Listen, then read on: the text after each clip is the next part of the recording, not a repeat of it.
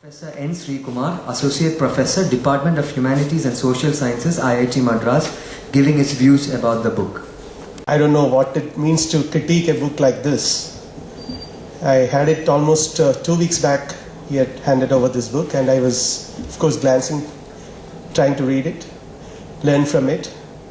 And when we had a conversation before we assembled in this place, and I was reminded of my undergraduate class, philosophy, first philosophy class.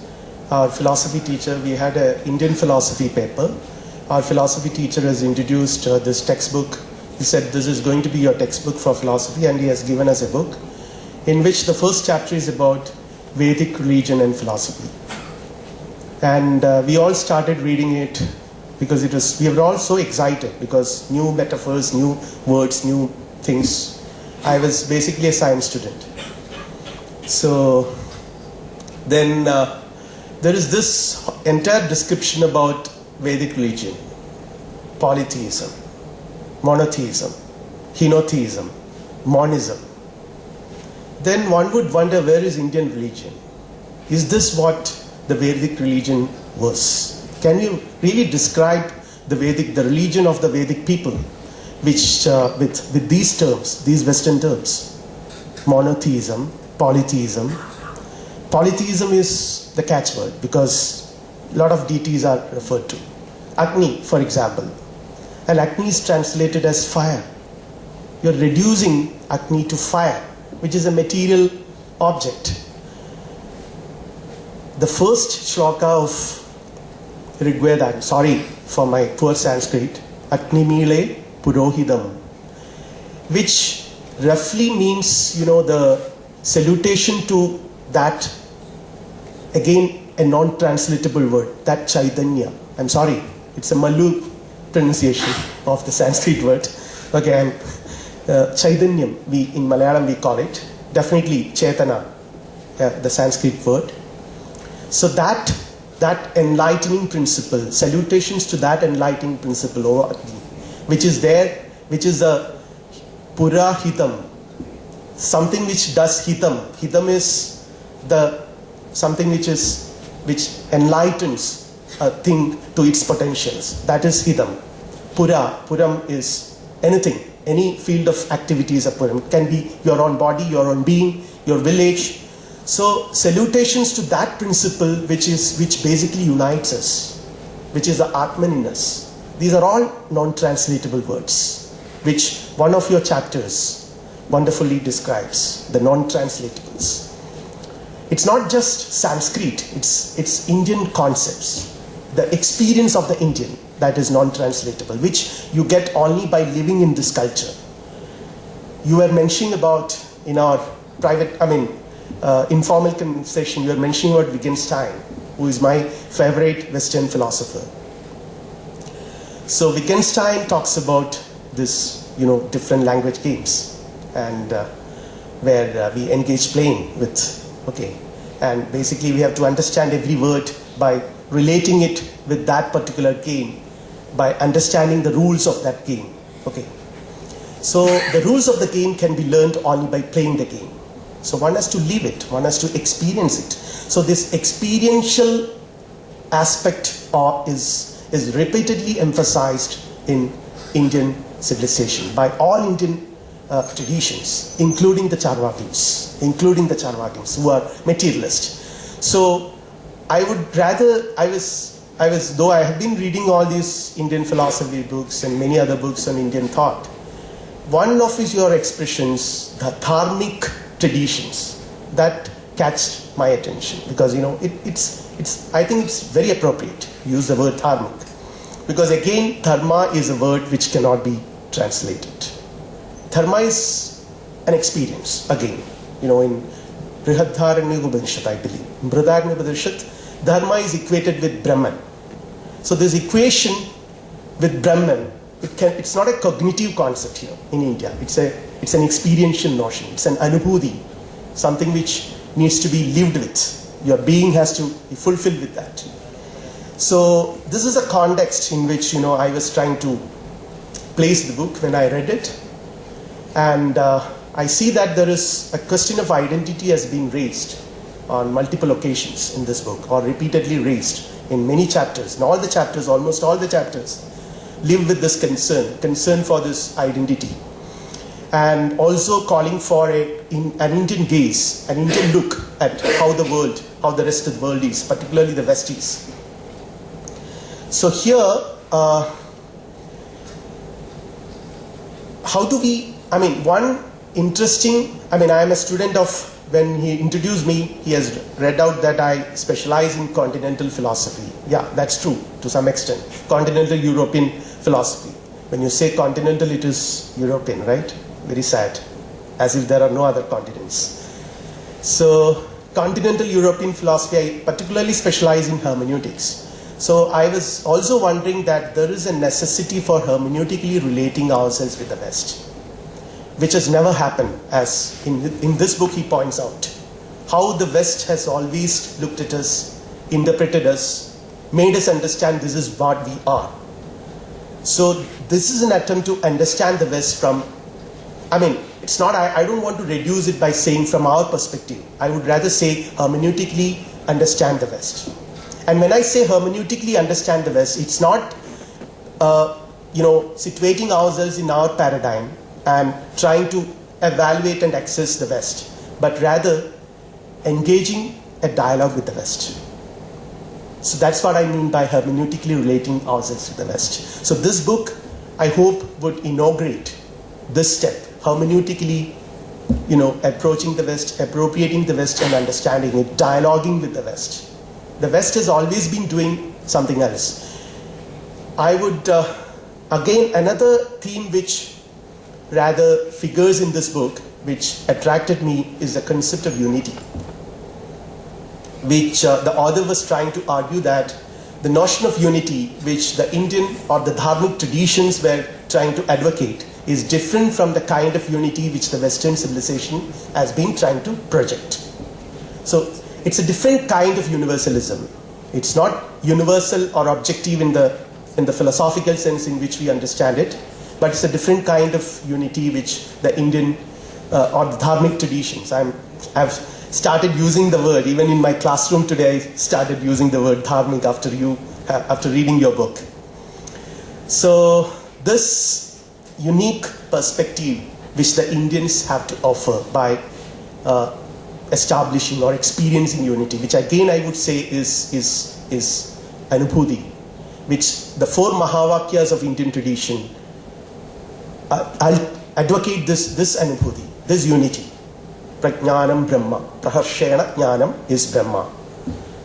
I am Atma Brahma. This experience of me is not different from the ultimate reality. The third one is Aham Brahmasmi. I am this self is not different from that. I am that. And the fourth one, of course, not in the order. Tattvamasi, you are that. You means here not the empirical self, not the empirical. Again, this English translations, empirical self, as if there is a transcendental self. There is no transcendental self and empirical. There is only one self, Atman, which is the Agni, which is the Brahman.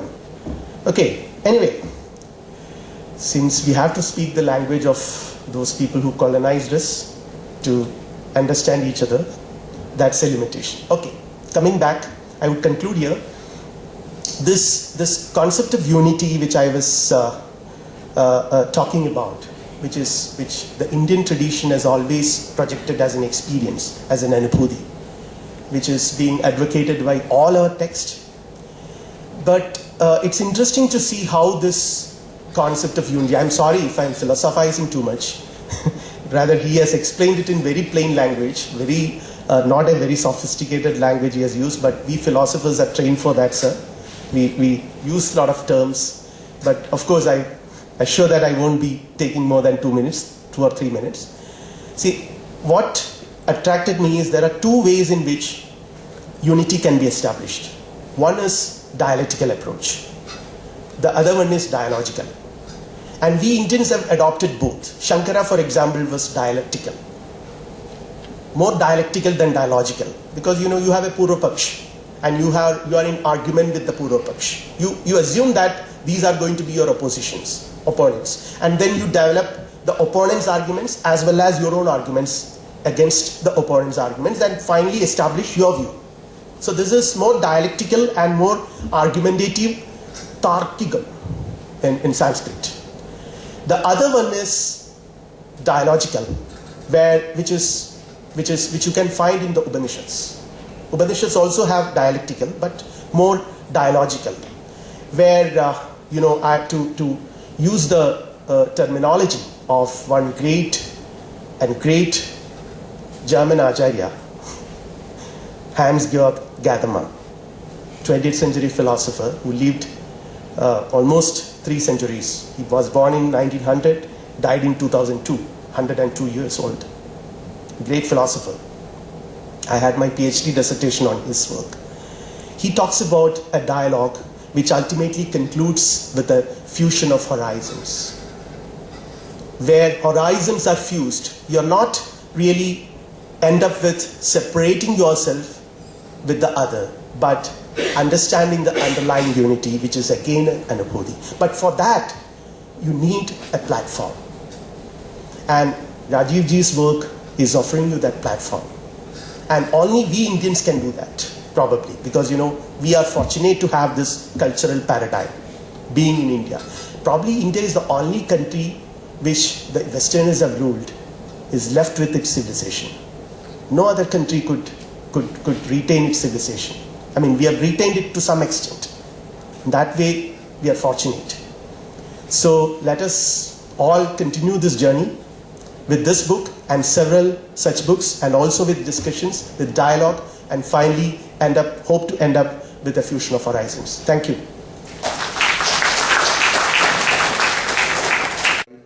Professor Venkatakrishnan, Professor, Organizational Behavior and Director, Yale Great Lakes Center for Management Research at Great Lakes Institute of Management, Chennai.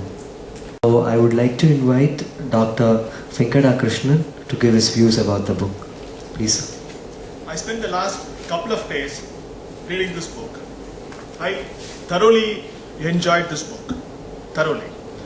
When I was reading this book, I was instantly remembering the lectures of Swami Vivekananda on universal religion.